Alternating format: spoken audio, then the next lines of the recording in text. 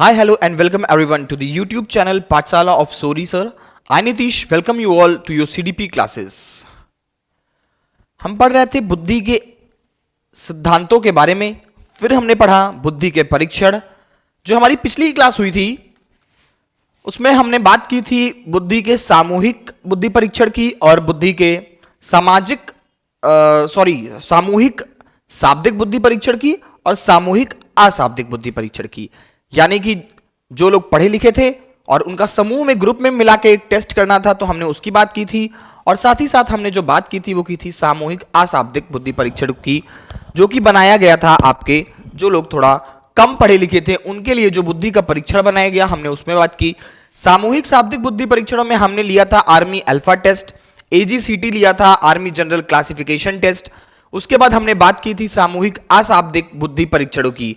सामूहिक अशाब्दिक बुद्धि परीक्षणों में हमने जो सबसे पहले लिया था टेस्ट वो था आर्मी बीटा टेस्ट, जो कि बनाया था आपके ओटिस एवं यार्कर्स ने। किसने बनाया था? ओटिस एवं यार्कर्स ने। फिर हमने जो दूसरा टेस्ट लिया था वो लिया था शिकागो का अशाब्दिक बुद्धि परीक्षण। शिकागो के अशाब्दिक बुद्धि परीक्षण के बाद हमने लिया था रेवन का मैट्रिक्स परीक्षण टेस्ट, जिसमें एक मैट्रिक्स होती थी पिक्चर का, मतलब आगे नेक्स्ट स्टेप बताना होता था कि आगे अगर 3 दिया होता था, एक बताना होता था कि हाँ अब आगे क्या होने वाला है। तो इस तरह से हमने सामूहिक शाब्दिक बुद्धि परीक्षण जाना था और सामूहिक अशाब्दिक बुद्धि परीक्षण जाना था। तो आपके ये सभी के सभी बुद्धि परीक्षण हमने पढ़ लिए हैं। आपके पिछले लेक्चर्स में सभी के सभी बुद्धि परीक्षण हैं। आप में से जो लोग भी पिछले बुद्धि परीक्षणों को और डिटेल में जानना चाहते हैं वो प्लीज जाएं, और क्योंकि बुद्धि परीक्षण आप सभी के एग्जाम्स के लिए बहुत इंपॉर्टेंट रहने वाले हैं, तो आप जाइए go to the playlist CDP by Nitish and watch their all those videos of बुद्धि के परीक्षण, बुद्धि के सिद्धांत। आज हम बात करेंगे जो हमारा आज की क्लास होने वाली है, इसमें हम बात करेंगे बुद्धि से जुड़े कुछ महत्वपूर्ण तथ्यों की। हम बात करेंगे बुद्धि से जुड़े कुछ महत्वपूर्ण तथ्यों की, साथ ही साथ हम लेंगे बुद्धि की कुछ जरूरी परिभाषाएं। हम देखेंगे कि किसने बुद्धि के बारे में क्या कहा है, बुद्धि को कैसे परिभाषित किया है। साथ ही साथ लेने जा रहे हैं कुछ बहुत ही महत्वपूर्ण तथ्य जो सीधे आपको 1 नंबर दिला सकती है एग्जाम में, जो डायरेक्ट क्वेश्चंस पुट अप होते हैं। आज हम उनके बारे में बात करने वाले हैं। तो चलिए देखते हैं कुछ प्रमुख बिंदु बुद्धि के परीक्षणों के बारे में, या फिर टोटल बुद्धि से ही जुड़े इनमें से कुछ फैक्ट्स रहने वाले हैं। चलिए शुरू करते हैं। देखिए जो आपका पहला पॉइंट है वो क्या कह रहा है कि बुद्धि का पहला अध्ययन किसने किया? तो बुद्धि का पहला अध्ययन गार्डनर ने किया। किसने किया? बुद्धि का पहला अध्ययन गार्डनर ने किया, तथा बुद्धि की पहली बैटरी भी गार्डनर ने बनाई। देखिए ये तो आपको समझ में आ गया कि बुद्धि का पहला अध्ययन किसने किया। तो बुद्धि का पहला अध्ययन कोई भी पूछेगा आप फट से बताएंगे कि सर गार्डनर ने किया था बुद्धि का पहला अध्ययन। उसके बाद जब बात आएगी कि बुद्धि का अध्ययन गार्डनर ने किया, लेकिन ये बैटरी कहां से आई, तो अगर आपने मेरी पिछली वीडियोस देखी हैं तब तो आपको बैटरी क्लियर है, और अगर नहीं देखा है तो बैटरी नहीं क्लियर है कि क्या होती है बैटरी, इन्वर्टर वाली बैटरी, तो फिर आपको यहां पर थोड़ी दिक्कत होने वाली है। तो प्लीज अगर डिटेल में जानना है so go and watch those videos. अगर उन वीडियोस को आप देखिए उसके बाद यहां पर आपको बैटरी ज्यादा से समझ में आएगी। फिर भी मैं 1 सेकंड के लिए आपको बैटरी थोड़ा सा एक बता दे रहा हूं। एक ग्रुप ऑफ सेट्स, एक ग्रुप ऑफ टेस्ट मतलब परीक्षणों का एक ग्रुप जो होता है, परीक्षणों का जो एक ग्रुप होता है, हम एक ग्रुप जो बना लेते हैं परीक्षणों का, इसी को बोलते हैं बैटरी। ठीक है, परीक्षणों का जो ग्रुप बना होता है उसको बोलते हैं बैटरी। तो जो बुद्धि के परीक्षण की पहली बैटरी थी वो गार्डनर ने बनाई थी। आपको जब मैंने भाटिया बैटरी टेस्ट पढ़ाया है पिछले लेक्चर में, तो वहां पर मैंने आपको बहुत डिटेल में बैटरी समझाई थी, आराम से समय लेकर। चलिए आगे बढ़ते हैं और देखते हैं अपना नेक्स्ट पॉइंट। तो दुनिया का पहला मान्य बुद्धि परीक्षण बीने साइमन ने 1905 में बनाया था। दुनिया में पहली बार बुद्धि परीक्षण में बुद्धि का मापन सबसे पहले टर्मन ने किया। किसने किया? बुद्धि का मापन सबसे पहले टर्मन ने किया था। जब उन्होंने नेक्स्ट अपना सिद्धांत बनाया तो उसमें बुद्धि का गुणे 100 कर दिया था। ये सारी बातें अगर आपको डिटेल में जाननी है तो प्लीज प्लीज प्लीज, इसीलिए कहता हूं कि पिछले लेक्चर्स बहुत जरूरी होते हैं अगर आपको कंप्लीट बुद्धि जाननी है। तो गुणे 100 का जो आपका बुद्धि लब्धि का सिद्धांत है, mental as upon chronological age into 100, तो जो इसमें इंटू 100 का जो माप हुआ था, ये इंटू 100 किसने किया था? ये टर्मन ने किया था। बुद्धि का सूत्र और आईक्यू की अवधारणा, बुद्धि का सूत्र जो है मानसिक आयु बटा वास्तविक आयु, ये स्टर्न ने दिया था। और आईक्यू की जो अवधारणा दी थी बेसिकली, वो किसने दी थी? स्टर्न ने दी थी। स्टर्न के सूत्र mental as upon chronological age into 100, इसमें जो इंटू 100 लिखा है, मल्टीप्लाई का साइन और जो 100 है, ये स्टर्न का सूत्र था। इसमें मल्टीप्लाई का साइन और 100 जो है ये टर्मन ने जोड़ा। दुनिया का पहला मानक वयस्क बुद्धि परीक्षण डेविड वेसलर ने बनाया था, मतलब एडल्ट्स के लिए। अभी जो था वो सारे के सारे 3 से 15 वर्ष के बच्चों के लिए था, 2 से 14 वर्ष के बच्चों के लिए था। लेकिन जो पहला मान्य बुद्धि परीक्षण जो वयस्क के लिए बना, मतलब जो एक स्टैंडर्ड क्राइटेरिया डिसाइड करके बना और एडल्ट्स के लिए बना था, बड़े बच्चों के लिए बना था, वो बनाया था आपके डेविड वेसलर साहब ने। डेविड वेसलर ने कब बनाया था? 1939 में बनाया था। तो दुनिया का जो पहला मान्य बुद्धि परीक्षण था वो डेविड वेसलर ने 1939 में बनाया। यह 10 से 60 वर्ष वालों के लिए था। कितने एज के लिए था? 10 से 60 साल वालों के लिए था। It was for 10 to 60 years of old people। वरना सारे टेस्ट देखिए, जो आपका बीने साहब का टेस्ट था वो बनाया था 3 से 15, फिर टर्मन ने जो बनाया था स्टैनफोर्ड बीने टेस्ट वो 2 से 14 साल के लिए था। ऐसे जितने भी परीक्षण बने सब एक मिडिल एज ग्रुप, मतलब जो एक चाइल्डहुड में जब बच्चा होता है उसके लिए बनाया था। लेकिन जो एडल्ट का टेस्ट बनाया गया था वो किसने बनाया? वेसलर साहब ने बनाया था, जिसको हम WAIS के नाम से जानते हैं, वेसलर एडल्ट इंटेलिजेंस स्केल, WAIS। तो ये कितने वर्ष के लोगों के लिए था? ये 10 to 60 years ऑफ एज वाले लोगों के लिए था। चलिए हम कुछ और बातें जानते हैं।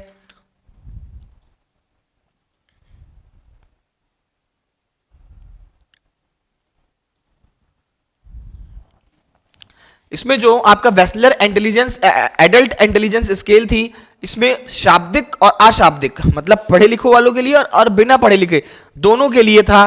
कुल मिलाकर इसमें 11 परीक्षण थे, मतलब कुछ शाब्दिक परीक्षण बनाए और कुछ अशाब्दिक परीक्षण मिलाए, जिससे कि हर व्यक्ति का एक प्रॉपर टेस्ट हो जाता था। बहुत ही अच्छा, शानदार और सटीक टेस्ट बनाया था वेसलर साहब ने।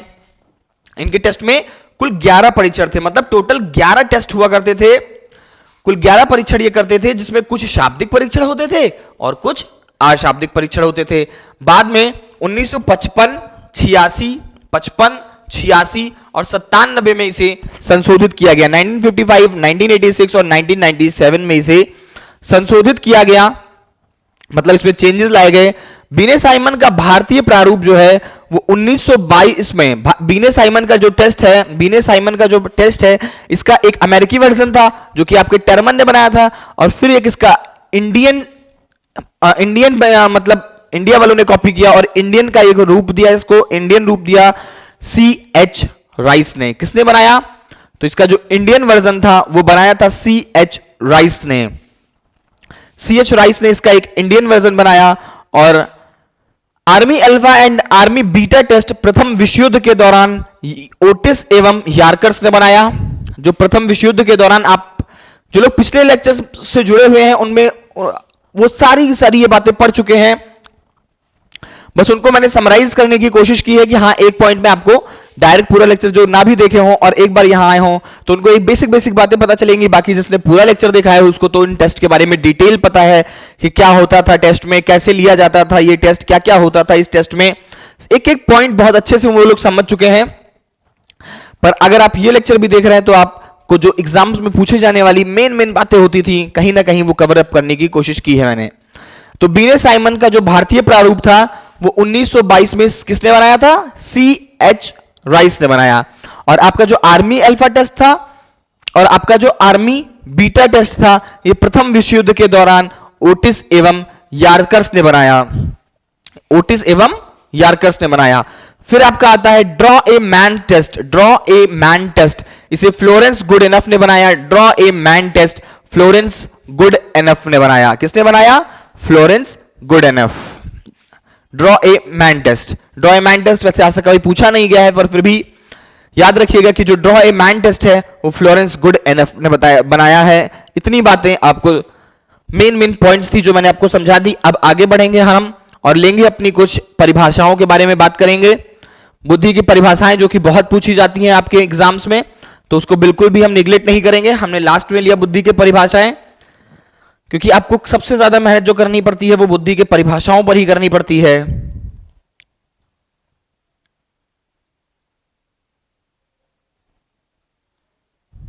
चलिए शुरू करते हैं और बात करते हैं हम बुद्धि के परिभाषाओं की। देखिए बुद्धि की परिभाषा, बहुत लोगों ने बहुत कुछ बोला है बुद्धि के बारे में। हमने वही पॉइंट्स को लिया है जो कहीं ना कहीं आपके एग्जाम से रिलेट कर जाए और आपके एग्जाम में आ जाए। हमारी पूरी कोशिश होती है कि हम वही चीजें लें जो आपके एग्जाम में आ जाएं, ताकि आपका एक एक नंबर स्कोरिंग हो जाए। देखिए कोशिश यही है कि इतना ही मैटर दें कि उस नोट्स के बाहर, अगर आप नोट्स बना के पढ़ रहे हैं तो उसके बाहर आपको कुछ भी ना देखने को मिले। आपको बोर्ड पे शायद समझने में, लिखने में दिक्कत होती थी, तो इसलिए मैंने एक प्रिंटेड स्लाइड्स जो आपके सामने लगा दी, ताकि आपका एक एक शब्द सही रहे और आप उसके नोट्स बना लें और आप एग्जाम में बहुत अच्छा स्कोर करें।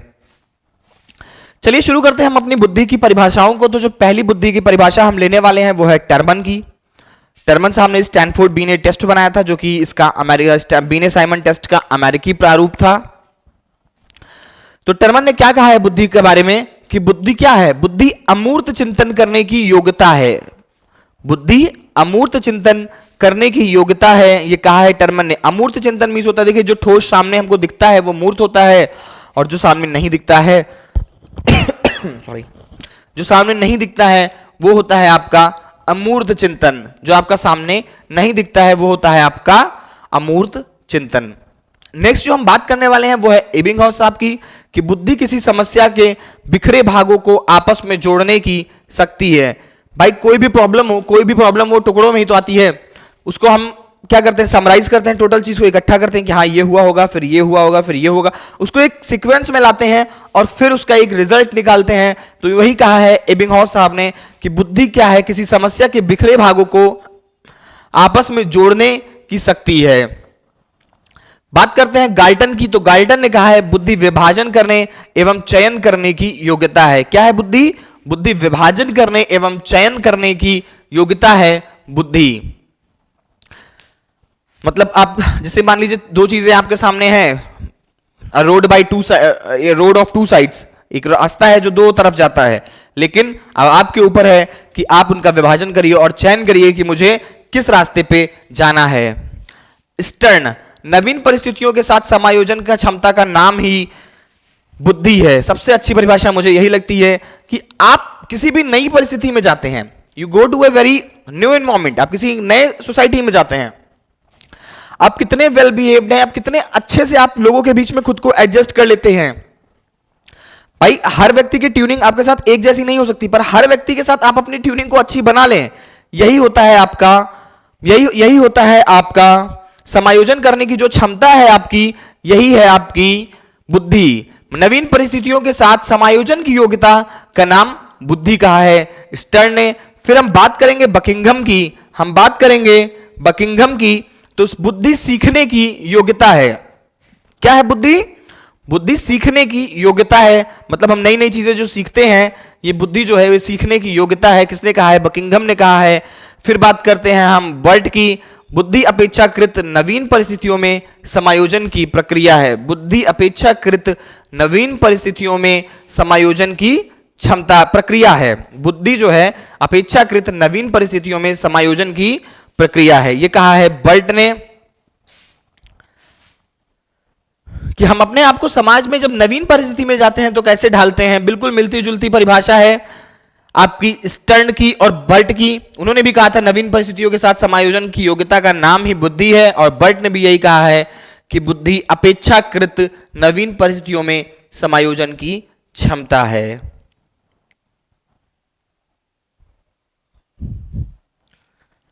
चलिए आगे बढ़ते हैं और लेते हैं हम अपनी नेक्स्ट डेफिनेशन, जो है वुडवर्थ की।